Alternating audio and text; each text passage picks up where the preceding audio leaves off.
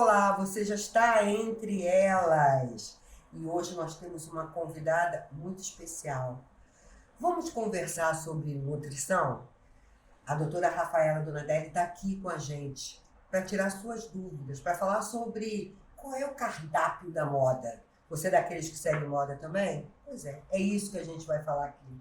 Eu acho que ela não vai falar só de cardápio da moda, não. Ela vai falar do que é realmente uma nutrição saudável, né? E o mais interessante é que ela é a própria imagem do que deve ser uma nutricionista. Ela vende o corpo saudável. Exatamente. Ai, muito obrigada. Seja bem-vinda. Muito obrigada. É um prazer enorme estar aqui entre elas, né? Vocês que são pessoas tão queridas, tão admiradas, muito né? Obrigada. E eu espero poder trazer muito conhecimento com embasamento científico, com praticidade, né? Uma coisa que seja palpável mesmo para as pessoas. Ai, Pois bom, é, a gente estava aqui conversando, pessoal, antes da gente entrar aqui em cena, sobre as dietas da moda. Porque eu já vi tanta dieta da moda que eu já perdi as contas. E você, já viu também? Pois é. A gente gostaria agora de conversar sobre o que é bom, o que de fato vale para as pessoas. É uma dieta só para todo tipo de pessoa? Era isso que eu ia perguntar. É verdade. Os cardápios devem ser personalizados? Com certeza. Porque, na verdade, nós não somos pessoas iguais. Nossos metabolismos não são os mesmos. Nossas preferências alimentares não são as mesmas. Então, o cardápio ele tem que ser individualizado, né? O que eu costumo dizer para os meus clientes? A melhor dieta, na verdade, corrigindo, o melhor plano alimentar, né? O melhor perfil de alimento para você seguir é aquele que você gosta, aquele que vai te dar prazer, que você consegue seguir. Se a gente faz uma dieta de gaveta, ou que eu acho bonito e você não segue, não vai ter funcionalidade, né? Então, é personalizado para você, feito para você, com o que você gosta. Muitas vezes a gente vai negociar, nem sempre o que você quer eu posso colocar. E nem sempre o que eu acho perfeito é perfeito para você, né? Então, é aquele desenho dentro do que o seu corpo precisa, dentro do que você consegue fazer, tanto de prático ou não, de financeiro ou não. Eu escuto muito falar, comer saudável é caro, comer saudável é difícil. Depende do profissional que está te atendendo e do que ele vai desenhar para você, porque a partir do momento que fica difícil, você não faz, você não consegue seguir, né? E mudar hábitos é conseguir seguir, é conseguir ter prazer. Alimentação é prazer. Tudo hoje você faz com alimentação, você comemora com alimentação, você tá triste com alimentação, sim. Você quer estar saudável malhando com alimentação, você quer emagrecer com alimentação, se você faz algum tratamento, né, alguma doença, alguma coisa que você quer estar melhor, mais disposto, com alimentação. Né? Então tem que ser uma coisa que você consiga seguir, uma coisa palpável, né? E a alimentação, ela tem muito de afetiva. Sim. Os meus filhos moram longe, né? Meu filho mora em Vitória, a outra filha mora aqui em Cachoeiro, mas tem a casa dela.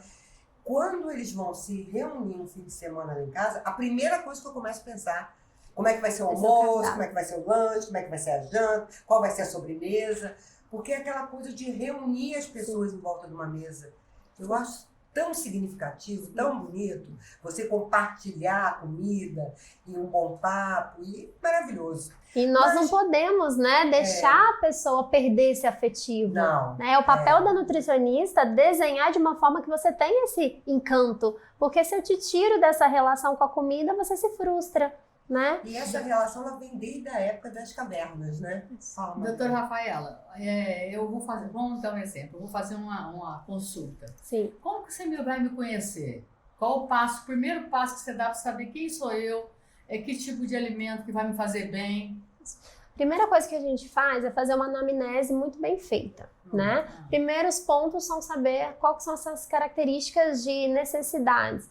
como que é ali sua saúde da parte de glicose, colesterol, triglicerídeos, dá uma série de exames né? pra pessoa fazer. Isso. Se a pessoa não tiver atual, a gente solicita para ver o que você tem de comorbidade, o que encaixa em você, né? Fazemos uma avaliação física completa, quanto que você tem de gordura, quanto você tem de massa muscular, se você está hidratado, desidratado, qual o seu gasto energético. E a partir disso, né, o que eu gosto muito de uma forma pessoal, não é regra para todas as nutricionistas, eu faço um registro alimentar. Eu vejo o que você come na sua rotina, o que você gosta, né? E dentro do que você gosta, a gente vai fazendo as trocas, né? Eu gosto de manhã, tem pessoas que gostam de comer ovos, tem pessoas que gostam de vitaminas, tem pessoas que gostam de pão francês, tem pessoas que gostam de pão integral. Então, dentro do que você gosta, eu vou personalizar para você, né? Aí, primeiro, a gente faz toda uma análise clínica nutricional, depois uma avaliação antropométrica para ver o quanto você gasta de calorias e o quanto seu corpo precisa diminuir ou aumentar gordura e massa muscular. A partir disso, sua rotina. Vamos adequar sua rotina do que você, né, faz no dia a dia. O certo é você se alimentar a cada 3 horas? Ou isso não é certo? Acho que é para idoso, Regina. Não.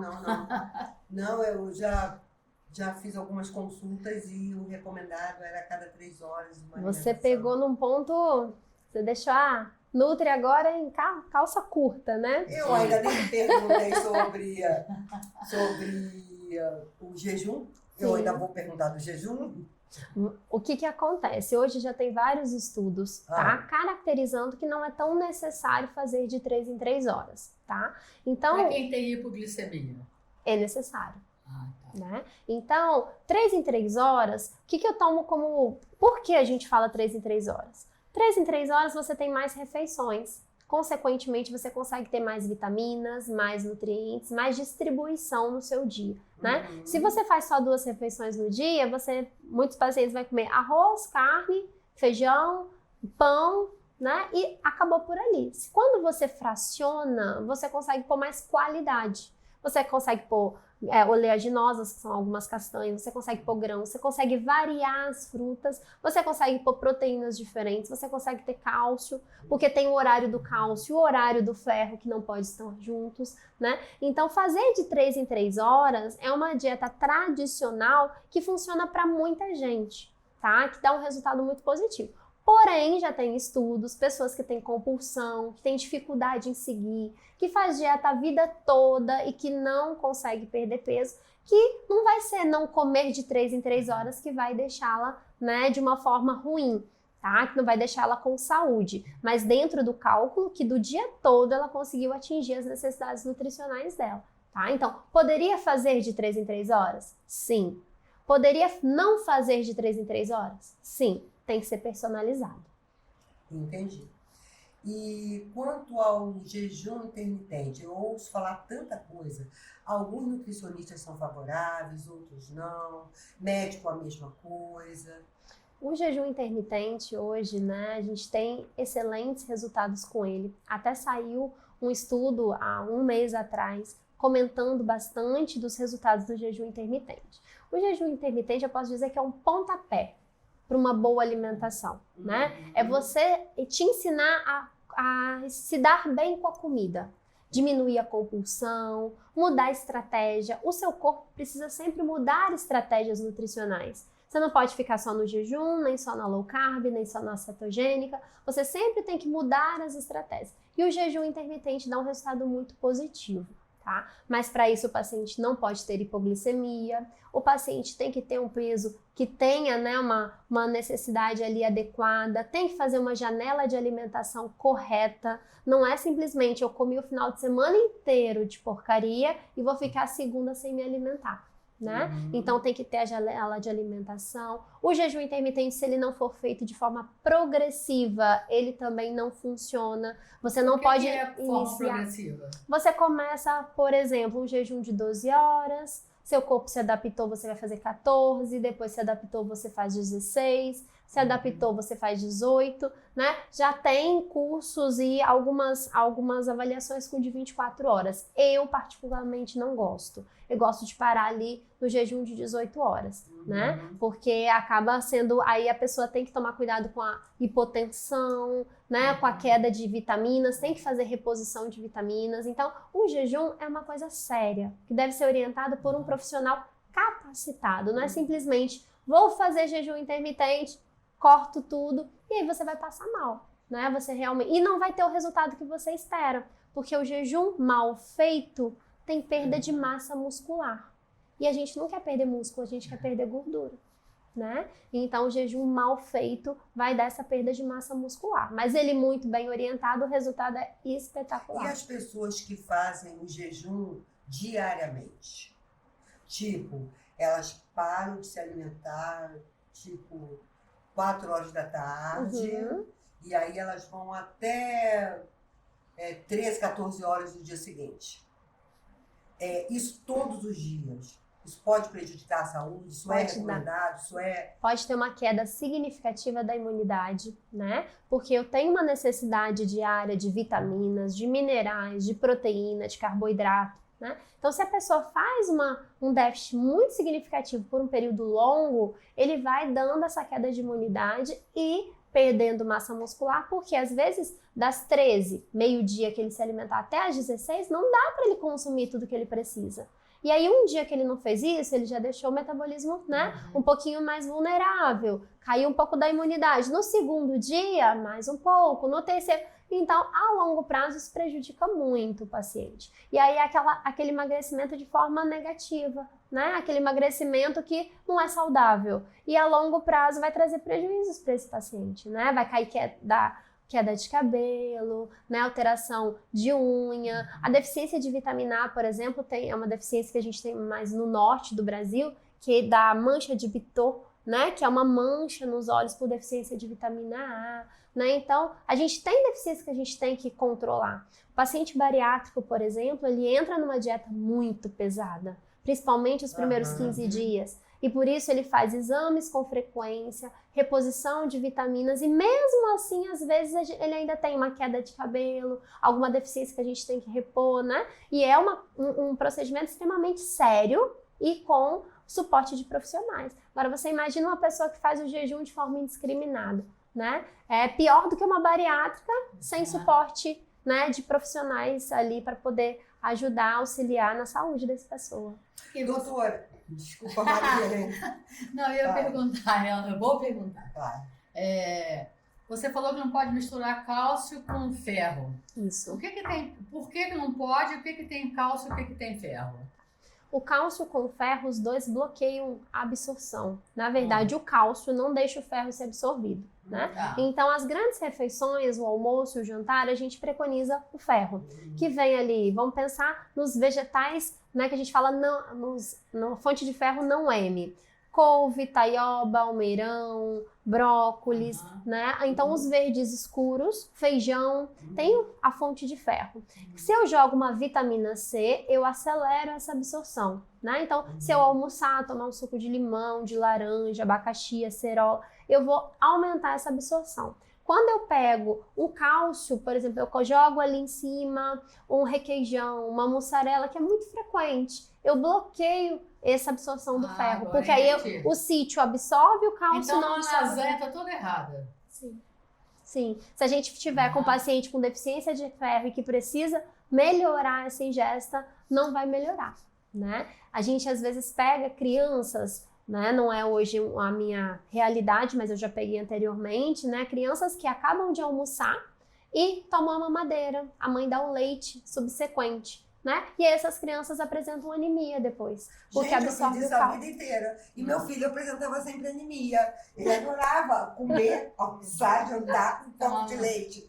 Tá explicado. É isso aí. É tão bom, né? Você conversar com gente que estuda, né? Que tem resposta para as coisas, né? É isso. Vamos uma pergunta que ela não vai conseguir responder. Vamos pensar. Vamos lá. Low carb cetogênica, que são dietas, ou melhor, modelos, né? Modelo. essa é a palavra, dieta. que as pessoas falam muito, que as pessoas usam. A academia, você só ouve isso.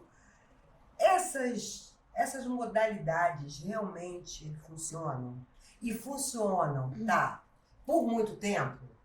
Ou elas devem ser utilizadas num período pequeno, curto, pequeno não curto? Sim. Como é que é isso? Elas funcionam, e funcionam, como eu disse, do jejum, com responsabilidade, né?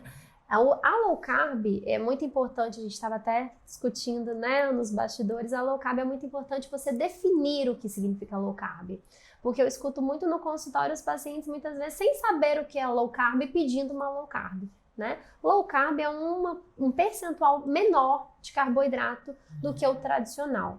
Hoje, né, a Sociedade Brasileira de Nutrição, ela é bem tradicional, tá? Ela é bem tradicional e ela pede por volta de 60%, 50% de carboidratos de uma dieta total, né? Então, você vai fazer um cálculo energético, 60%, 50% é de carboidrato e o restante proteína e lipídios, né? Quando eu pego um paciente que eu quero passar uma low carb, a gente tem que dar um carboidrato abaixo de 40%, né? Então, abaixo de 40% você entra na low carb. Pode ser de 30%, 20%, 10% ou 5%, que são low carbs bem mais específicas, né? Bem mais pesadas, mais difíceis de serem seguidas. E a partir disso, tem que tomar um pouco de cuidado, que conforme a gente segura o carboidrato, eu seguro as frutas também. Frutas são fontes de carboidrato. Sim. Existem low carbs mais intensas, com 5% de carboidrato, por exemplo, que não entra banana, não entra mamão, né? E aí vem aquela crítica de alguns nutricionistas com comentários da internet que falam: mas como o nutricionista proibiu a banana? Isso é um absurdo, né? Então, assim, a nossa realidade não é sair proibindo, mas também tem uma discussão com o cliente do qual perfil de dieta naquele momento é indicado para ele, né? Então, a gente tem que tomar muito cuidado também quando julgar a conduta do outro, né? Então, 60% é o tradicional, 50%, abaixo de 40% é low carb. Então, você pode ter uma low carb que você vai comer uma fatia de pão integral 100%. É uma low carb, né? Porque aí você vai deixar de comer um pão francês, vai deixar de comer um volume grande, você vai comer uma fatia com queijo, com frango, com carne, aumentando a proteína. A low carb, em especial, você abaixa o carboidrato e você sobe a proteína, o que sacia muito bem, tá? E isso ajuda muito a não perder massa muscular, na saciedade, né? A gente só tem que saber escolher o tipo de proteína. Porque se esse tipo de proteína virar uma proteína gordurosa, o colesterol sobe, inflamatório, alterações cardiovasculares, gordura ruim, né? Então a gente tem que tomar um pouco de cuidado. Quando a gente vai para a cetogênica, eu já falo de produzir corpos cetônicos. Hoje, como que o nosso corpo trabalha? Com glicose. É cetônico? O nosso corpo trabalha com glicose, né? A partir do momento que eu não tenho essa glicose, o meu corpo começa a quebrar gordura e produzir corpos cetônicos no sangue para dar energia para o nosso cérebro. O nosso cérebro ele só funciona com glicose. Mas a partir do momento que eu zero carboidrato e que eu dou pouca proteína, eu não produzo essa glicose no sangue. E aí eu começo a quebrar a gordura, que é esse o fundamento da cetogênica, para produzir corpos cetônicos que vão ajudar, né, o nosso cérebro a funcionar. E aí a pessoa tem um paladar forte, tá? A pessoa acaba tendo um paladar cetônico, né? Um paladar muito forte, um cheiro. É uma das dietas que eu vejo como mais difíceis de serem feitas e seguidas a longo prazo. Porque você não pode pôr carboidrato, você não pode pôr as frutas, você tem que aumentar a gordura. E aí, qual que é o problema da gordura? Você vai poder ficar dando bacon, dando calabresa, né? Dando muita gordura, você tem que segurar um pouco a qualidade. Você vai dar castanhas, você vai dar abacate, óleo de coco, né? E nem sempre a pessoa consegue comer abacate todo dia, coco todo dia, óleo de coco todo dia, né? É uma dieta muito difícil. Eu tive algumas pacientes que fizeram porque tentaram comigo, com a endócrino e com o personal juntos. Nós fazíamos o acompanhamento juntos. Eu fazia o acompanhamento dela semanal para eu ver como ela estava. Era até uma médica que também tinha um bom senso, um senso crítico, né? E foi extremamente difícil, mas foi a única dieta, né? O único plano alimentar que ela conseguiu começar a perder peso.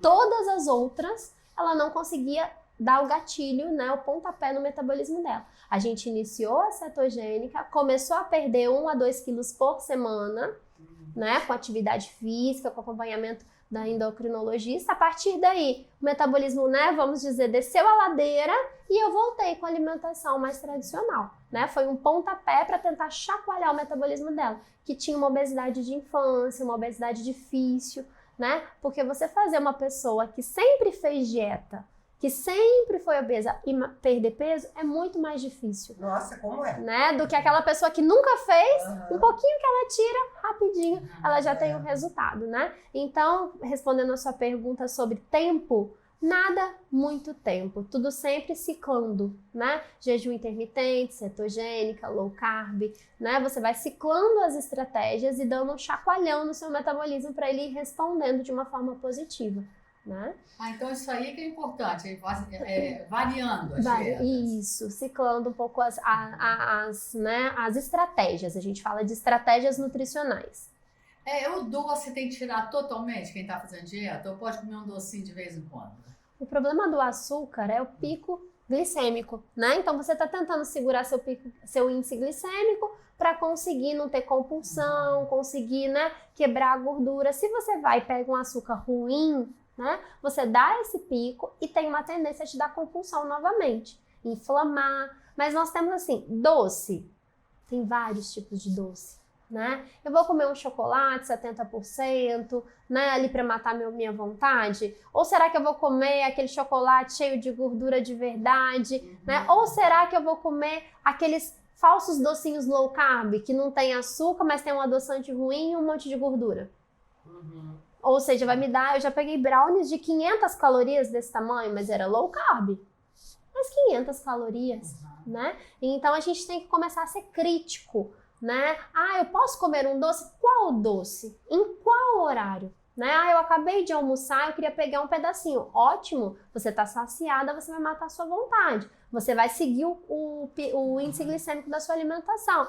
Não, no meio da tarde eu vou deixar de lanchar para comer um pote de sorvete. Você vai comer o pote inteiro, né? Porque você tá com fome e ainda não vai matar a sua fome. Daqui a pouco você tem fome novamente. Então, dá para emagrecer comendo doce? Sim, né? Fazendo boas escolhas e controlando um pouquinho o horário desse consumo, né? Melhorando a sua alimentação, porque muitas vezes o doce é porque tá restringindo demais o carboidrato. O seu corpo tá pedindo açúcar, né? Você pode estar fazendo hipoglicemia. E aí você vem no desejo do doce, tá? Então, conforme você melhora esse índice glicêmico, melhora essa glicose, come direitinho, melhora, porque hoje tá tão na moda low carb que as pessoas saem cortando tudo. E aí, no desespero, acaba enfiando a cara num chocolate, num doce, porque não consegue se controlar, né? E lembrar que o carboidrato, ele também dá um pouco do prazer. E aí, as pessoas que restringem muito sem estarem preparadas para isso, jogam colher em filho, que eu já vi paciente fazendo isso, tá? Joga colher em filho, fica nervosa o dia todo, dor de cabeça, irritadíssima, porque tá tudo alterado, né? Tá restringindo demais. Pois é, eu queria falar sobre essa coisa da alteração no corpo. Alimentos viciam? Sim. Tipo, então tá. Não, pode continuar. Não, é assim, açúcar, carboidrato em excesso, que no final vira açúcar, Coca-Cola, chocolate. Sim. Eu passei uma época na minha vida que quando eu pisquei, eu só me alimentava de chocolate, entendeu? Aí eu vi um programa falando de chocolate, isso tem uns 30 anos. Eu falei, gente, eu sou isso aí não comi mais. Entendeu? Então, Vicia por 2 pontos. O primeiro pelo hábito. Né? Que você cria o hábito de sempre comer aquele doce, aí suas papilas gustativas se acostumam com aquele sabor. Tá. Eu queria saber o que vicia. Se era no cérebro, se era na boca. As duas, vamos dizer que as duas coisas, né? Primeiro pelas papilas gustativas, quanto mais doce você oferta para o seu paladar, mais doce ele vai querer, né? Então você cria o hábito. Se você passar uma semana sem comer doce, é igual o café sem açúcar, né? Você vai condicionando suas papilas gustativas com menor volume de carboidrato. E aí você vai passando de uma forma mais tranquila, né? Ao mesmo tempo, né, além de ter as papilas, vem a parte neurológica da saciedade, da serotonina, do bem-estar, né? Que você pode estar deixando, não tive um prazer no meu dia hoje, mas eu preciso compensar, e aí vai aquele vício da compensação do bem-estar, né, do prazer, e ao mesmo tempo, né, vem embolando ali a inflamação do metabolismo, o pico de glicose que cai.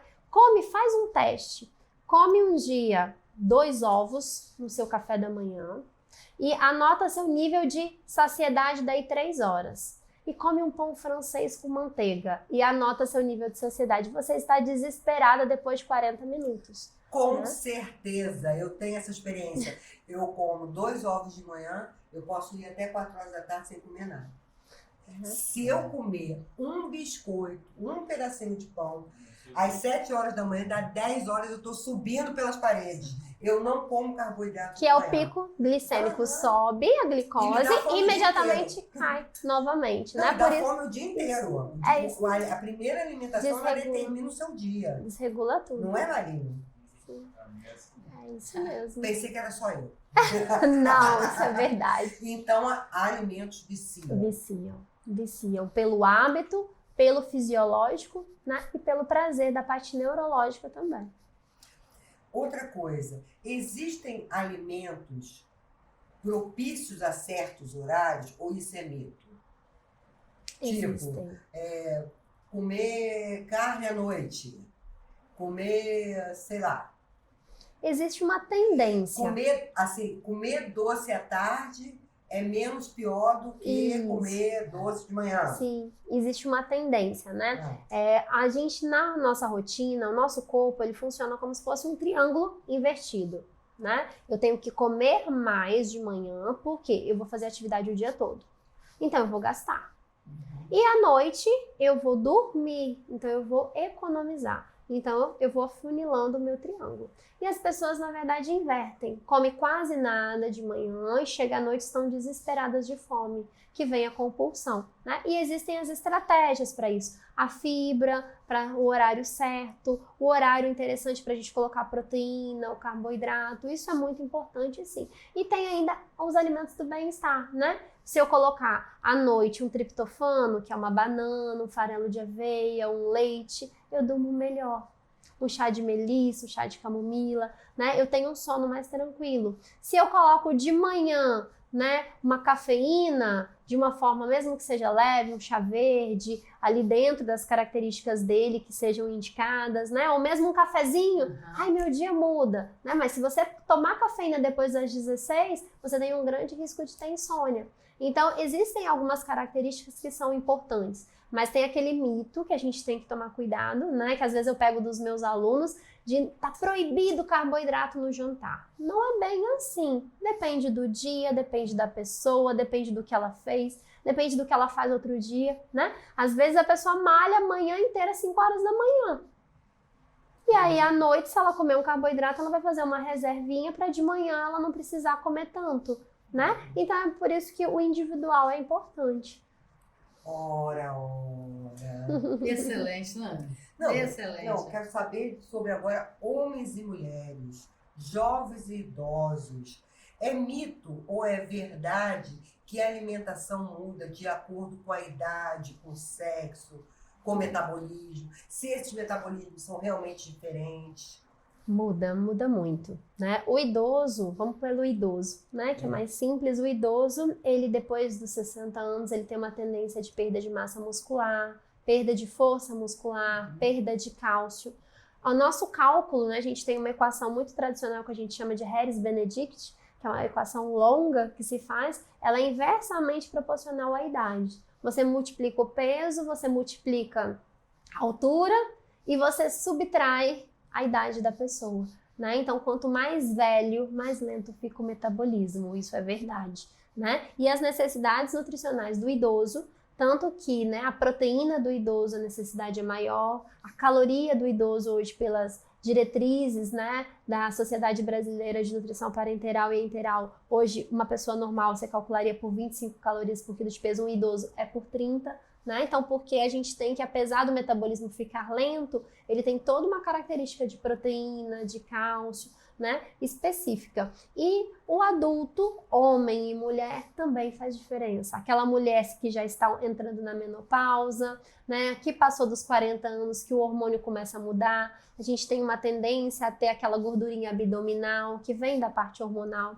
o metabolismo fica mais lento. E os homens, né, enriquecem muito com o testosterona, que nós mulheres não temos, né, uma quantidade alta, então acaba que o homem tem uma resposta melhor a dietas, a ganho de massa muscular, porque ele tem sua individualidade, né? O homem é homem, mulher é mulher, né? Então o homem tem um gasto energético mais alto, o homem tem, né, uma necessidade nutricional diferente e responde melhor pelo fato de ter o testosterona, né? Mas a mulher hoje também tem as suas características, né? Mas quando a gente coloca 2 homens e 2 mulheres no mesmo peso, o homem gasta mais. Infelizmente. Doutora Rafaela, é verdade ou é mito que a partir dos 40 anos, 50, 40, 50, o seu organismo sintetiza menos vitaminas, menos ferro, menos cálcio? Ou a absorção é mais deficiente.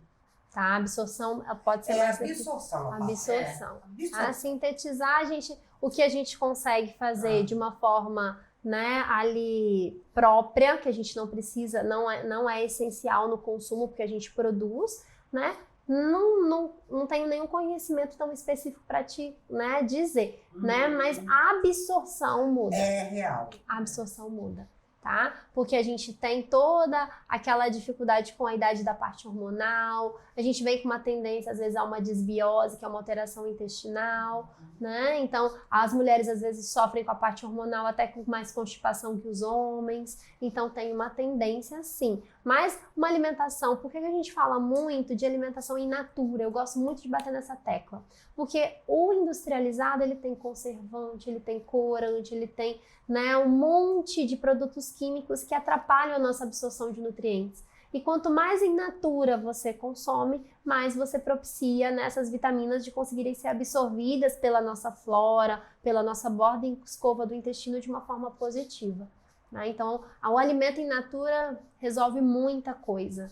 Né? E você estava comentando, por que é tão difícil preparar? Não precisa preparar, né? Se a gente pegar o in natura de uma banana da terra, a gente pegar uma banana normal com farelo de aveia, a gente pegar um mamão, a gente pegar e preparar, mas de uma forma prática, um farelo de aveia com ovos. O ovo é maravilhoso. Se você puder utilizá-lo, né? Se você não tiver problemas cardíacos que te atrapalhem em relação ao colesterol, você usa o ovo como base, ovo com farelo de aveia, ovo com farinha de amêndoas, ovo com psyllium, e ali você coloca, né, farinha de coco. Com queijo, não? Pode, com queijo. Se você fizer polvilho, queijo e ovo, você faz um pão de queijo de frigideira, né? Então, se tudo que você jogar ali como base, banana, massa banana joga com ovo, você faz uma panquequinha, e aí fica uma coisa extremamente natural, né? Você repõe sua flora, você absorve seus nutrientes. Gente, estamos chegando ao final. Doutora Rafaela, faça suas considerações. Não, primeiro ela vai dar o telefone dela. Nossa, agora! É isso aí. Ai, meu Deus! Quero anotar, vamos lá. Eu faço os agendamentos pelo meu celular pessoal mesmo, né? Porque eu faço atendimentos. Isso, 28, que eu faço atendimentos online e presenciais em 2 clínicas diferentes. Então é 999 40 1973. E é um prazer enorme estar com vocês, espero ter ajudado bastante. Eu amo fazer nutrição e, mais do que fazer a nutrição, poder auxiliar o pessoal a encontrar o seu caminho, né? Ver o olhinho brilhando na hora que a gente sobe numa balança e vê um resultado positivo. Eu falo que eu vibro mais do que vocês, né, nos resultados, porque me dá um prazer, uma satisfação, que eu falo, é para isso que eu vim aqui, né? E eu sei que eu me empolgo muito nas consultas, porque eu sei que se você seguir o que a gente fala, o que eu estou falando, o resultado é espetacular. Então eu tento passar isso para o meu paciente, e quando eu vejo o resultado final, eu falo que eu vibro mais do que ele próprio ali, porque eu falo, você conseguiu, né? Então, e a gente sabe que é uma luta. Obesidade é uma doença, né? E não só em obesidade, mas o sobrepeso, todas as alterações que a gente tem, né? Muitas vezes a pessoa tá ali lutando porque não é fácil mudar, né? A alimentação é afeto, a alimentação é rotina, é religião, entra tudo, né? Então é cultura. Então eu vibro muito quando dá tudo muito certo. Ai, que bom. Foi ótimo, né? Ótimo, muito Ótimo. obrigada. Ai, obrigada. Gostou? Curte aqui, compartilha. Você que faz o Entre Elas. Obrigada, doutora Rafaela. Obrigada a você. Coisa Muito boa. obrigada. essa entrevista. Muito boa. Maravilha.